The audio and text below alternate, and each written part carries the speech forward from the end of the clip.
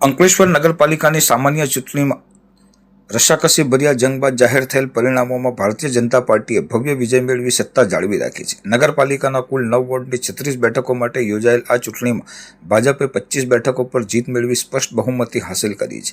ભાજપે શહેરના સર્વાંગી વિકાસના મુદ્દે ફરી એકવાર જનતાનો જનાદેશ મેળવવામાં સફળતા મેળવી છે।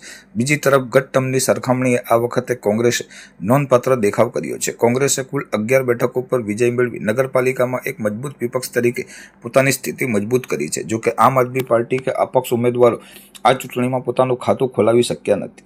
આ ચૂંટણીમાં સૌથી વધુ રસાકસી અને ઉલટફેર વોર્ડ નંબર 5માં જોવા મળ્યો હતો, જ્યાં કોંગ્રેસે ભાજપના ગઢમાં ગાબડું પાડી આખી પેનલ સાથે વિજય મેળવ્યો છે।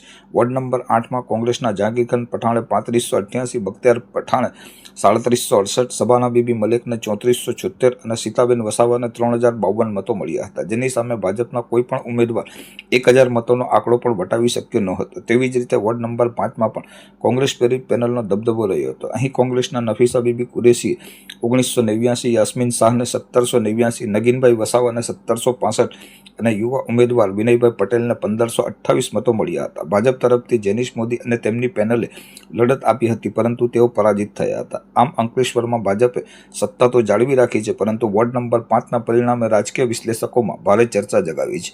અંતે અંકલેશ્વરમાં ભાજપે સત્તાના સૂત્રો જાળવી રાખ્યા છે, પરંતુ 11 બેઠકો સાથે કોંગ્રેસ પણ પાલિકામાં મજબૂત વિપક્ષ તરીકે પોતાની હાજરી નોંધાવી છે। આગામી દિવસોમાં નવા નગરપાલિકા પ્રમુખ અને કારોબારી અધ્યક્ષની વરણી પર હવે સૌની નજર રહેશે। અંકલેશ્વર નગર સેવા સદનમાં ભાજપ ફરી એકવાર સત્તારૂઢ થવા જઈ રહ્યું છે, કેવો માહોલ લાગી રહ્યો છે? અંકલેશ્વરની જનતાએ ફરી એકવાર ભાજપમાં વિશ્વાસ રાખી અને નગરપાલિકામાં સત્તા મેળવવામાં જે સહભાગી થયા છે તે બદલ હું અંકલેશ્વરના મતદારોનો ખૂબ ખૂબ આભાર માનું છું।